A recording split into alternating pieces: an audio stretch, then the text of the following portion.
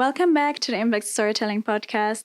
I'm your host Sabine M, Probst, and today I'm thrilled to be conversing with artist and diver Lea Fricke. Lea is originally from Germany, but she finds inspiration for her art all over the world in our oceans. She uses her art to raise awareness about marine life.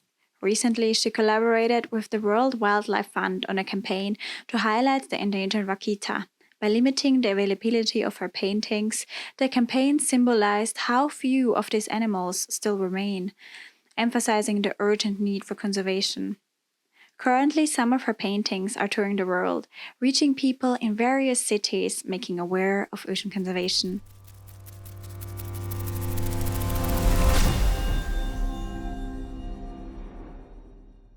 Welcome, Lea. I am excited to be filming this episode with you and sharing your experience and work with the audience. To start, can you tell us a bit about your background? How did your journey as an artist begin?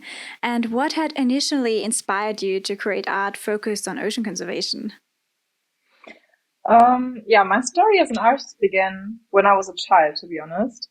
Obviously not as a professional artist, but I always find it easier to draw the things I want to say than to say them. For me, when I had an encounter in the ocean or anything, I drew pictures of everything. I did paintings of everything. Always, with every medium I was painting, and that was when my journey as an artist began. Obviously, I wasn't a professional artist then. I began my professional artist journey when COVID occurred, and I couldn't finish my bachelor's degree because I wasn't able to get in the laboratory. I studied food technology. I didn't study art, and when COVID was and I couldn't go outside, I began painting more, and then I was like, okay, maybe I could try to be a professional artist. Conservation was always a really important part for me, but I did not have like quite a huge amount of money to like just be putting it into ocean conservation. But I always wanted to be a part of it. And when I began my professional artist career, I was selected for a project for the WWF, and I could participate as an artist for ocean conservation. And then we raised like a lot of money with our artworks. And then the idea came to me, okay, if I can't like put a lot of money myself into conservation, I can use my art for conservation. And I've been trying to do that ever since. That's amazing. It's great that you found an outlet for your voice, which is a visual medium, and that you can use that also for things that are important to you, like ocean conservation. And what would you say? How do you describe your artistic style? Are you trying to paint the marine life as realistic as possible, like biologically, or are you giving your creativity a bit of freedom? It's a mix. I learned to paint realistically. Like I can do that, but it's not what I do in my paintings. Like I use the style of being able to draw realistically, but I put a lot of myself into my work. Means I try to show the animals or the encounters I had in the ocean with my own eyes, and I try to paint like this. So if you would like compare a photograph to my artwork, you would see that it's not the same. But a lot of people mistake it and say like, "Oh, you draw so realistically. This could be like the octopus or like the shark in the ocean." Yeah, you can imagine this, but it's not the same. I changed the colors, I changed the shape, and like everything. It's like more like a dreamlike creature that I paint. It's like more what I imagine than what is really there. But I dive deep into anatomy and stuff like this when I paint an animal, so that it occurs realistic. Yeah. Amazing. You're mixing reality with your own imagination and your dream world and create these amazing pieces. Your artworks are really stunning. And you said you never studied it. How did you learn it? And why did you choose to study something so different? Yeah, that's a good question. I learned my art style and I learned painting by an art teacher that lived in my neighborhood. When I was a child, like once in a week, I went to her and she really, yeah, I really learned everything from her, all the techniques and Yeah, stuff like this. And she's still one of the few people that get to see my artwork before it's finished. There are that's nice. like nearly, I think she's the only one that, um, that sees my art before it's finished and can tell something about it. So I learned everything from her, and I didn't have the guts to study art, to be honest. And also, Mm-hmm. when I finished school, I never had the idea of becoming a professional artist. Art for me was always like some sort of a hobby or some sort of expressing myself. But I Yeah, never came to the idea, oh, I can do this for a living. So I studied something really different. I studied food technology. It was also really fun, but as as it came to the end of my bachelor's, I was like, yeah, it was fun and I like studying, but I really don't want to work in this field. Um, yeah, and then I tried to remember what I loved to do as a kid, and that was painting. Then I was like, okay, maybe I just try it. I just try to be a professional painter, a professional artist, and yeah. if it's not going to work, I still have like my bachelor's degree saved, You can go back so to. I can still work Yeah, as a food technologist if it's not happening for me, the artist thing. But it went quite good, so I'm really happy to be here now as an artist amazing. and not as a food technologist. Yeah. It's great that you had this role model growing up who could teach you how to draw and how to paint. Why do you Yeah. think you didn't want to pursue a career as a professional artist? Is it because there is not enough people showing that this can be really a career where you can make money with? Um, in the first place, it never came to my mind that I can be a professional artist because I didn't know anybody that makes money with art. Yeah. Um, and also in our in our culture and also in my family, um, all of the people were telling me, yeah, you have to study something proper. You have to do something um, in the science base or stuff like that, so you can have a Mm. proper job and make good money. And I was good in school. It came easy to me. Also the science part and stuff like this. Mm-hmm. So I was like, yeah, okay, I will do that. And I did that. And also I have a great bachelor's degree, but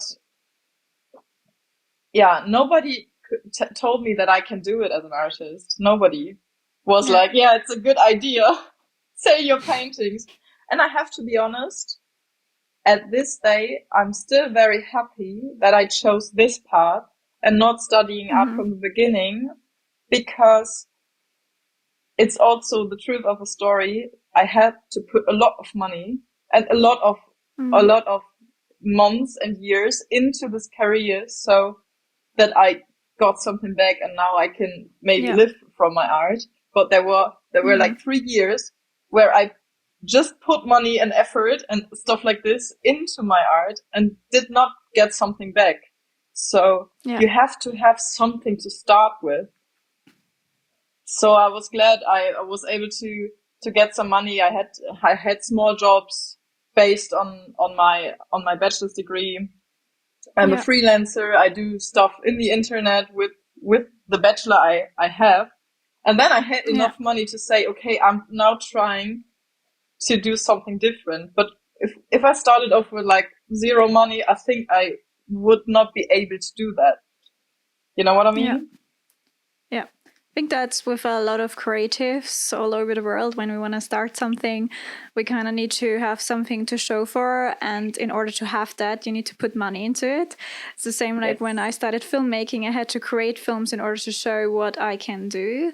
And it costs money to paint like you do. You make these huge paintings. They must take a really long time. You must need a lot of material probably. I can imagine that you also put a lot of money into it before. But it turned out really good for you, so that's great. And it's an inspiring story that you can work something else at first, and you can slowly build your career also. You don't have to have a lot of money like from your parents, or that your first painting, even though it might be really good, might not sell right away because you just don't have contacts maybe as well, or it's just not the right time. So don't give up, just keep working on it, and keep following the passion of what you want to do and what makes you happy. Are there some artists or movements that have influenced your work? Oh, there are always new artists that are inspiring to me. I go to a lot of museums and a lot of exhibitions. Currently, I was at the Hilma af Klint and Vasily Kandinsky exhibition. That was really inspiring, even though the style is like completely different. It's like abstract world. It's nothing I can do. Abstract never come easy to me, so I was never drawing an abstract. But from every painter, from every artist I see, I can take something with me. If it's like style-wise, if it's story-wise, I'm always inspired new by artists. Like, yes, 2 days ago, I was scanning my originals. Like when I finished with an original, I always go to a company that scans my work. For later on, maybe I will do it. I will do an edition or something out of it. And there was also like edition of Christo and Jean-Claude. It's also like an artist pair that really inspires me. And I was inspired again 2 days ago, and I was like, this is so cool. And then I went to another gallery because I had to put some work there for shipping, and they also had like some new artists there, and I was like, okay, this is like a nice way to frame the art, and this is like a nice way to put the paint on it. I'm always inspired new. Like there's not like one artist that inspires me most. There are always new artists, and I really love just watching what other people do. And I guess the other thing that inspires you is nature and the underwater world. I'd say that's a reoccurring theme. What else would you say is reoccurring in your pictures? Like you just mentioned it. Like the underwater world is my home. To be honest, it's the place where I feel secure and where I feel home the most. And all of my work is inspired by the ocean. Since I became a professional artist, there's like not a single painting I've done that's not inspired by the ocean. And I think it's gonna be like this for many, many more years because the ocean is so huge. And there are so many more things to explore. Yeah. It's like a never-ending story that I'd like to tell with my paintings. Yeah. So this is what inspires me the most. And if it's like the whole underwater life is like, it holds so much wonder and so much joy. I think I'll be inspired by that for the rest of my life. Yeah, it is a wonderful world down there. And how are you exploring it? Through freediving and scuba diving? How deep are you going? Where are you usually looking for the animals? What are you looking out for? Like mostly octopus or also other animals? It depends. It's like sometimes, like I'm a freediver and I'm a scuba diver, so I have like different skill set for different environments. Like when I can go scuba diving, I will do that. But often there is not the equipment where I am. So then I go freediving. I don't go below 40 meters most of the time. Not in scuba diving, not in freediving. It's like most of the ocean I explored was like between 1 and 40 meters. Sometimes, like when I was in the Azores this year, I looked for a specific animal. I wanted to see the blue whales and the fin whales, and I did see them. It was really nice. I couldn't go into the water with them because it's not permitted. But I see them with a boat.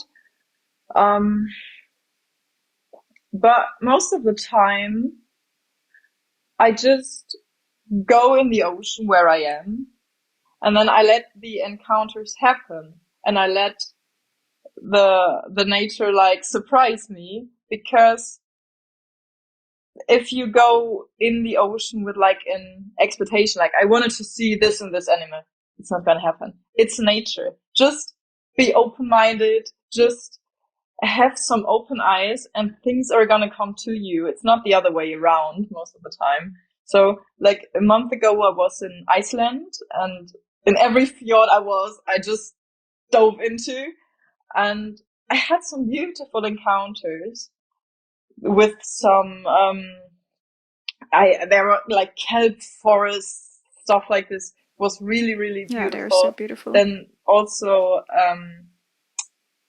how is the name in English? Qualle. Jellyfish. Yeah, there was some beautiful jellyfish, that I saw, like some small ones, some big ones. I didn't know what to expect. Nice. I just went into the water, and the things came to me. So, and I had a beautiful encounter with a puffin. It was not like I asked for it, you know? It just came, and I was very happy about it. And now I have like 2 or 3 paintings I want to do from this excursion, from this dive. But I had nothing in mind when I went into the water. Amazing. Yeah, it's amazing when you get surprised. When I was diving in Iceland, I was also not expecting much. And there were so many cool fish, and they were so bright colored, like in many pink tones. I was like, okay, I was really not expecting that. Or also when you go somewhere and all of a sudden seal are popping out their heads. Also when I was filming surfing there, and I was filming the surface, and all of a sudden, oh, there's a seal. Or in Australia, I was all of a sudden had a dolphin on a wave off the surf I was filming. So it's really cool when you're not expected, and then all of a sudden they are there. Yeah, you have the most beautiful encounters when you not expect them. It's the best when you just let Mother Nature surprise you. When you first started painting professionally, how did you feel to create your first big piece? Did you anticipate selling it, or was it more of a personal project at first? Or did you even sell your first piece, or do you still have it? I sold my first piece, but it was a personal project, and it was a project I started in 2018, and I think I finished it in 2020. So I was working on it 2 years, not 2 years every day, but like I was studying, and then when there were holidays, I go back and paint, and then I was studying it again, and the picture just stand there for 3 months untouched. And then I came back to it, and I draw something, and then it was like over 2 years, and it was a personal project at first, but then the gallerist saw it and was like, okay, like we can try to sell this painting. And then we sold this painting. And this was like the start of my career. But what was it? What did you paint? It was an octopus. I have to be honest, I'm a bit sad that I don't have this first piece anymore. Like it was the start of a huge octopus series I did, because octopus are also my favorite animals. And it was the start of like a huge series of octopuses. And I'm a bit sad that I don't have this artwork anymore. But the whole point for me of creating art is that people see it, and that people get inspired, and that people think more about the ocean and getting inspired, and maybe also thinking about protecting it. So it's good that it's sold and that it's hanging somewhere and people are seeing it. Yeah, but sometimes I still get sad. Get reminded every day. Yeah, I can imagine the first painting or the first artwork is something special, especially when it starts off a whole career. Yeah. As you are a professional artist now, what would you say are the challenges when you started out in this world? In a previous conversation, you mentioned feeling like you need to sell yourself as much as your art. Can you elaborate on that? Yeah. So when I started my professional career, there were a lot of challenges, and it didn't came. It's not that everything came to me. The first challenge is when you're starting off in the artist world is to get into the world in the first place. And I think you're not able to do that without knowing somebody who's already in there. And it was like that for me. I knew a gallerist over somebody else, and I talked to him, and we had the idea of like trying to sell one painting of mine, and then it sold, and it was the start of my career, but I couldn't make a living out of it. Like, as I told you, for 3 years. And it's not that I only sell my art. You have to sell the whole story, of course. And you have to be present at the exhibition. You have to, I currently have an exhibition on a ship, and I was on the ship for 3 weeks, and I sold 6 paintings when I was on the ship with my work. That's great. Then the ship was alone with my work for 3 weeks. Nothing sold. And now I go back for 3 weeks. I hope I sell something.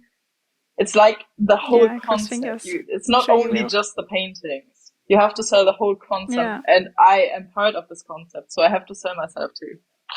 It's like that. Yeah. I bet it's great for the people to get to know the artist behind it and talk with you and can ask you more questions, like what inspired you to create this painting, or why you did it, how you did it. I think that's probably really interesting. I'm just looking down because I have the magazine you sent me here where I'm looking down at the octopus picture. You said you're represented by a gallery and you had already multiple exhibitions. You just told us about one that is currently going around the world.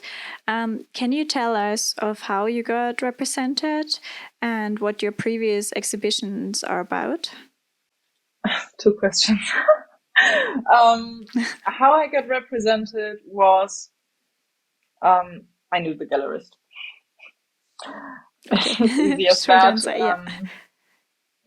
knew the gallerist. To work and was like, I talked to him and I was like, I'm considering starting off in the artist world, and he was like, okay, I mean, you have the talent, it could be something for you. You are the person for that, and stuff like this. And he was like, okay, I'll do you a favor. Like, we can hang up one painting and see how it goes. And it went quite well. And then the gallerist was like, okay, so apparently there is people buying your stuff. And then he recommended me for the WWF project.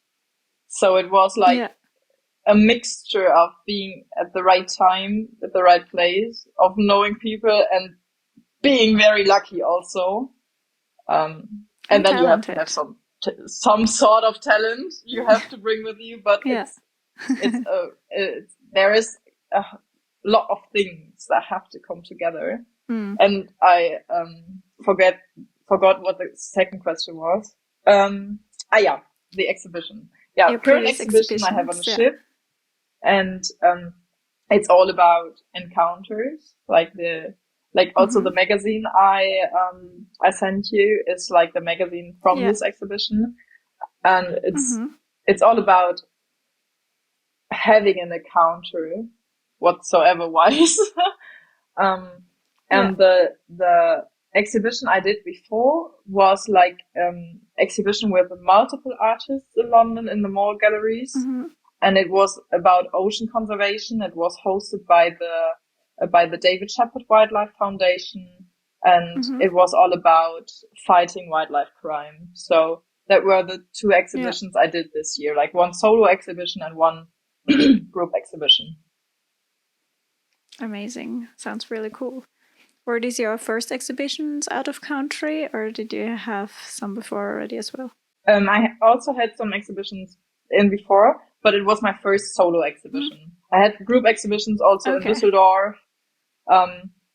But this exhibition that's now going until the 18th of October, it's my first solo exhibition. So it was also quite a lot of work for me to be able to hang this much paintings. I had to set a lot of paintings aside. I couldn't sell them.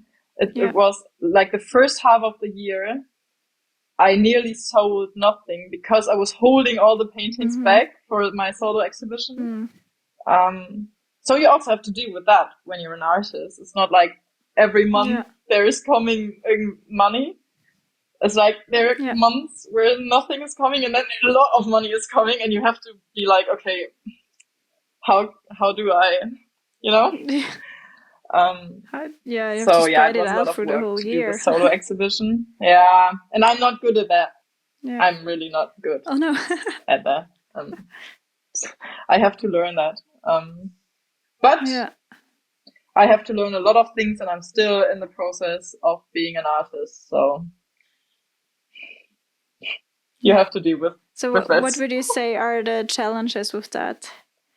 What would you say are the challenges with navigating life as an artist, with getting a lot of money one time and then nothing for like 2 months, for example, and then again something, and having this insecurity of not knowing when the next money, or I can say paycheck because it's not really, but you sell something the next time and you will have money again, and you have to have fixed costs that you have to pay. Yeah, this is one of the biggest challenges being an artist for me. I'm lucky to still work as a freelancer in some projects apart from the art I do. So I have like some sort of money coming in every month, and I'm very happy about that because I know other artist colleagues of mine that are only relying on their sales and on their paintings.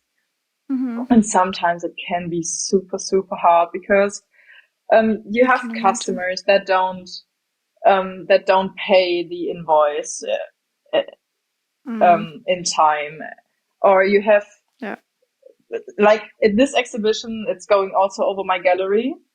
So in July, I sold some paintings. Then the gallery sends an invoice to the customers. They have like 30 days to pay it. Then when the customers pay the gallery, I will send my invoice to the gallery, and then still like 1 month until I get the money. So sometimes it's really hard to go with that and to have to work with that. So I'm happy to have like a few freelance based shit I do that gives me money every month, because otherwise I don't know how to handle this kind of insecurity. Insecurity, it's not the right word. Insecurity. Yeah, money insecurity, you know what I mean. Maybe, but that's like only one challenge of navigating in this world. There are a few challenges, and I think the second biggest challenge of mine, I also experienced this like a few weeks ago, is that people don't take artists as a job serious. They're like, okay, you're an artist, you know. It's depends I what mean, circle you you're do in. beautiful paintings, but it's like more in hobby. And I was like, no, this is my job. I earn money with that. And there are so many people like that don't get along with the idea of me making money with my art. And I was like, I still have to buy myself food and stuff. I mean, it's a romantic idea, just painting and for nothing. But I live like in the same society as you, so I have to make money with that, even though you don't believe me. So it's like the second biggest challenge for me. I find is that like a lot of people don't take artists as a job serious. Yeah, I think it depends where you live and with what age group you're talking as well. If you live like in a big city like Berlin or London or New York or somewhere, then that's probably way more normal than when you live in a small town somewhere in Germany or in Austria or somewhere. I understand that too. Especially, I think it's hard when your family and friends don't really understand what you're doing and how you can make money.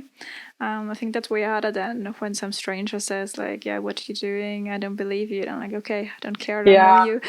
I what strangers say, I don't really care about. But I had the conversation again with my family, and it was really hard for me. I think we also need to prioritize our happiness sometimes. Of course, we need money to live, to survive, but not everyone has to have the same dreams and pursue the same life path. Not everyone wants to work in an office or do other jobs that are considered more normal, I guess, more stable. So yeah, everyone can. I mean, if you're happy with that, it's important to that's have life. That's the perfectly right thing for you to do. If you're happy with the job, go for it. It's super nice. I'm 100% sure that you can only do something good if you like to do what you do. And I just want to paint, and I like to paint, and I love to paint, and this is my passion. And I'm 100% sure that only if you combine your passion with your job, you're gonna be outstandingly good. Of course, you can be good in something you don't really like to do, but you'll never be really good. You know what I mean? So let's go to the next question. What stories do you want to tell with your paintings? What do you hope people take away from your work? I think number one goal is to get people inspired. There are always new stories I'm telling. These are the stories of the encounters I had, or sometimes I also do paintings of encounters some of my friends had and did some photos and sent me. But most of the animals I've seen myself, and I want to share stories. As you share stories with your films and with your podcast, my medium is my art and the colors I use. And I want to share the stories of the ocean, different stories, of course. And I want to get people inspired. Also people that are maybe not into the ocean in the first place, but they see my paintings and are like, okay, I didn't know that like squids or octopuses are like so interesting creatures, or that they can have such amazing colors and stuff like this. I had like two really, really beautiful talks when on the current exhibition. There was like one older woman that came to me after my exhibition. I was like on board of the ship where my exhibition is, like for nearly 3 weeks, and I was diving and swimming nearly every day. So the people on board, they knew me. They knew like, okay, she's going with her neoprene again in the water in Iceland. They was like, okay, she's crazy, but whatsoever. And we were in a really small boat, in a tender boat, and there was an elder woman, and the sea was rough. And the woman was really, really scared of the sea.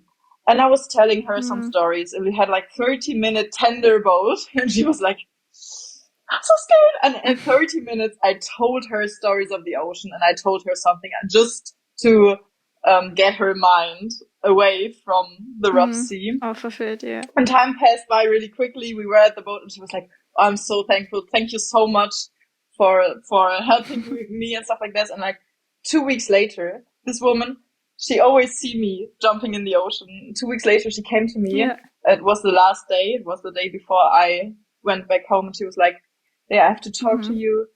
I was visiting your exhibition, and I was seeing you jumping in the ocean every day, and I love the ocean, but I'm always scared. I was always scared of the ocean. Yeah. And I see you diving with such a confidence, and I see you like going in the waves with such a confidence. And when you told me like, oh, if we crash with the boat, I'll save you, no matter what, no problem. And she was like, this confidence really swept over to me, and I noticed that I'm not afraid anymore. And this for that's me, great. I nearly I got tears in my eyes, everything. I was like, Yeah. okay, this is what my art is about, to inspire people, to show them the ocean as I see it, and as a home, as something that is a home for you and not something you get lost into. And this was like a really, really, these are the encounters that keep me doing my job. And I also had a talk with a woman that is initially scared of sharks. And I hung a huge shark painting on the wall. And she was really scared. And she was like, when I first saw this painting, I got really scared. And I was like, oh no. And it's also like in a way where you have to go every day. You can't go around, you have to pass that painting every day when you go to the restaurant and stuff like this. And she was like, the first 3 days, I hated you for hanging up this big shark in this gangway. And then like after a week or two, me and the sharks, we are friends now. And I was like, no, nice. no shit, for real. And she's like, yeah, I mean, I'm still afraid of sharks, but I'm not as afraid anymore as I was before this trip. Yeah. It's kind of therapy for me. And I'm friend now to a shark. I could never imagine before that I'm able to go and to pass a shark every day, and I did it, and I'm really proud. And she told me that, and this is like the impact my painting had. And I was like, okay, this is why I'm doing this, Yeah, sorry, it was a long story, but I was so happy about this two people it was wonderful. Coming to me after my exhibition and telling me their stories. And like, this is what my art is all about. Yeah, very powerful experiences. I bet that will stay in your head for a really long time. It's really nice. Yes. And you had these experiences there in Iceland, also being in the water. How do you choose what to paint from the experiences you had? You mentioned you also sometimes get photos from friends. Do you take references from photos or from your own mind, like what you can remember? It's different. It depends on the painting.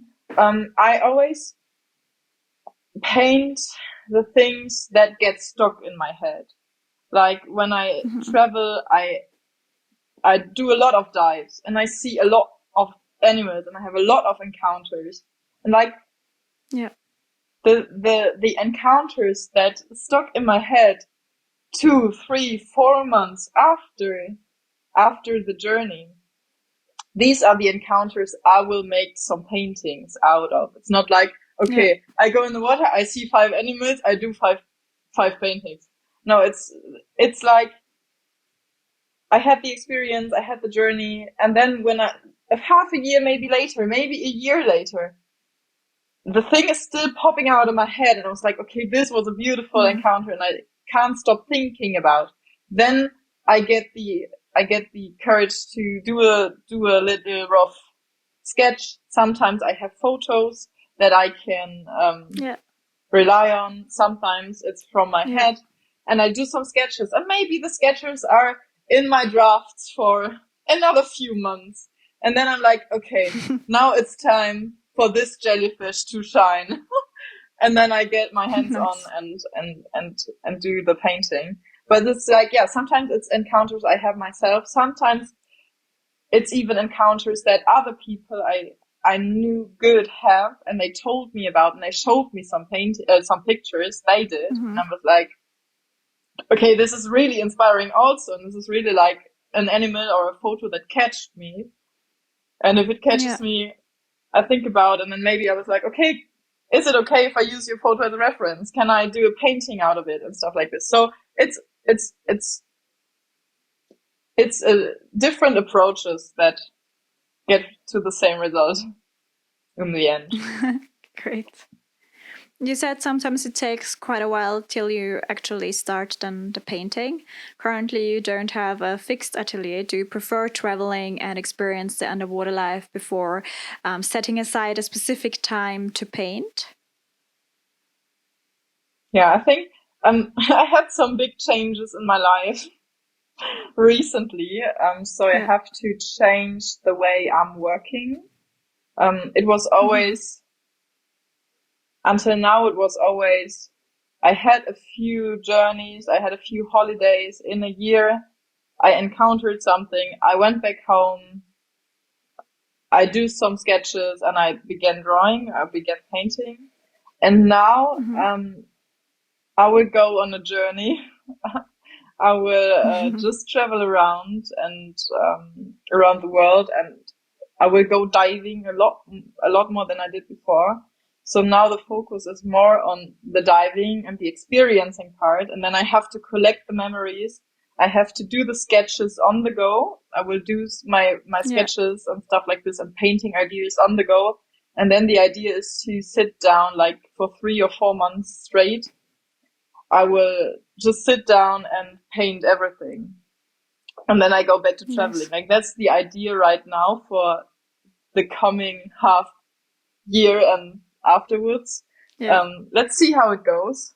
But that's the idea, to do the sketches while I'm traveling, and then just like go to an atelier, close the door behind me, and then work everything out. Because the way I did it before, painting a few days, then going back to work or doing something different, then the paint was dry, or I didn't have the courage to restart the painting and stuff like this. And I don't like the stop and go kind of thing. So now I just want to try to accumulate the painting time and to be able to do everything in once. I think that's a lot better. And how do you see your role as an artist in terms of environmental activism? I try to be like a voice between environmental activism and the people that shall be convinced or stuff, like, you know what I mean?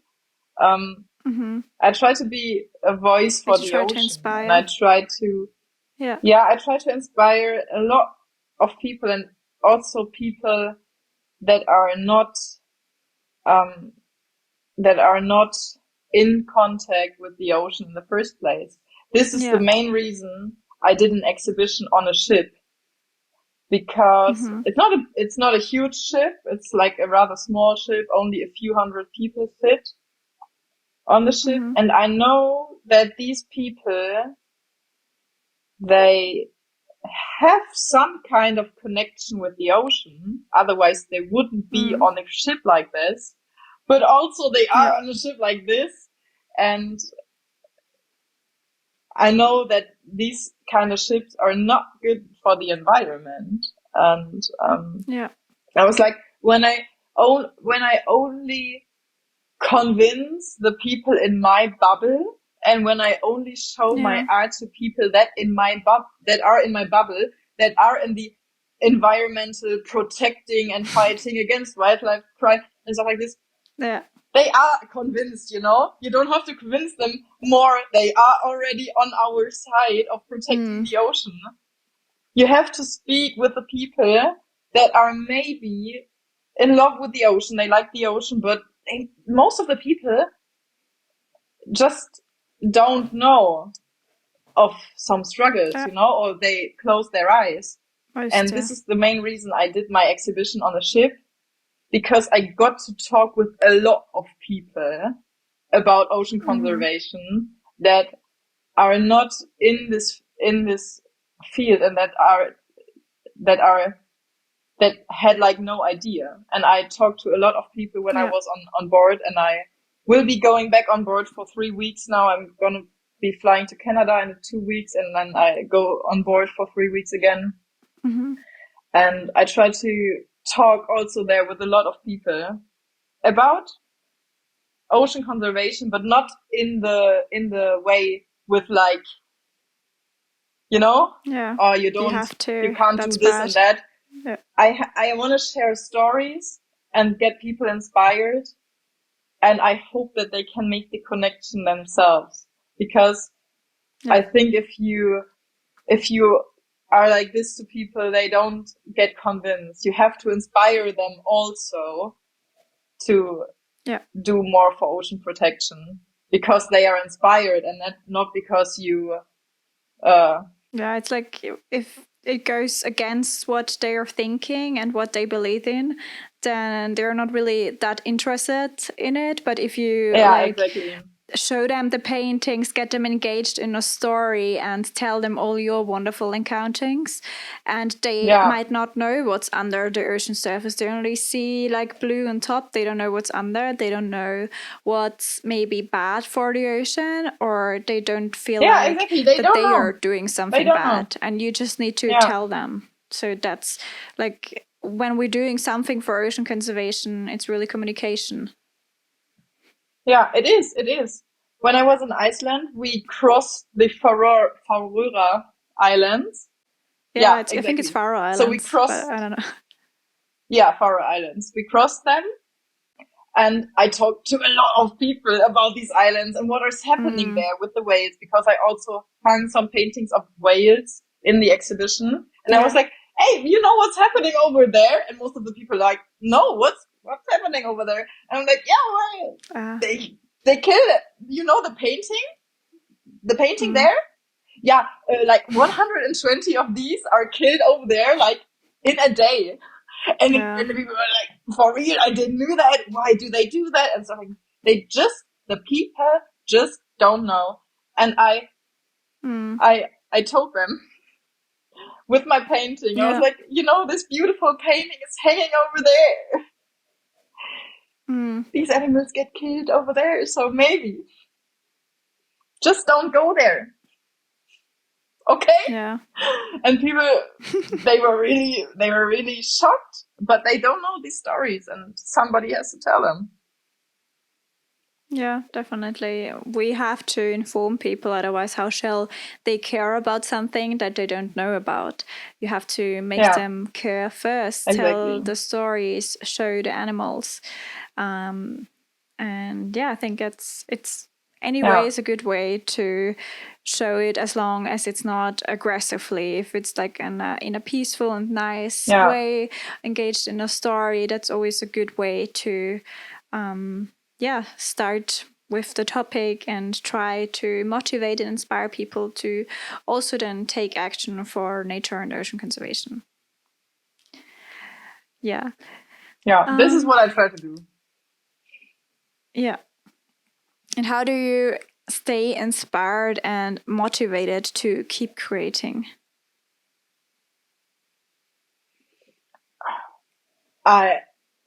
The thing is, the question is not how do I stay inspired, because I'm inspired every day new. Most of the time I have more inspiration than I can paint. So it's a never-ending story, and I have so much sketches in my drafts. I don't know where to start to draw everything that got me inspired. Like, the ocean for me is such a huge. It overwhelms me with inspiration. So it's the other way around. It's like, how can I manage to draw everything that got me inspired? And I hope it's gonna be like this for many more years. But I can imagine it's really a life project for me to show the ocean as it comes to me. Yeah.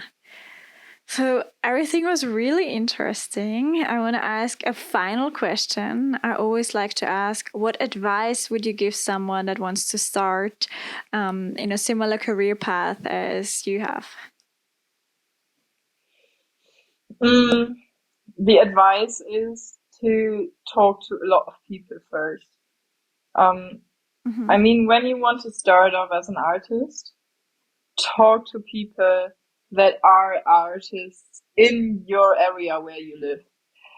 Ask them, Mm-hmm. how did you do that? What is your gallery? How did you get to know your gallerist? I Mm-hmm. mean, ask people. Most of the people like to share their stories, and most of the people are open to help you, but you have to ask for Yeah. help. I mean, what I experience really is if you ask people for help, they will help you, but you have to open up your mouth and you have to open up and you have to speak. Yeah.